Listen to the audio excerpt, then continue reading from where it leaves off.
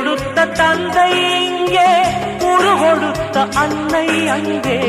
இன்ப துன்பம் எது வந்தாலும் பங்கு கொள்ளும் சொந்தம் எங்கே? தாலாட்ட அன்னை உண்டு, சீராட்ட தந்தை உண்டு.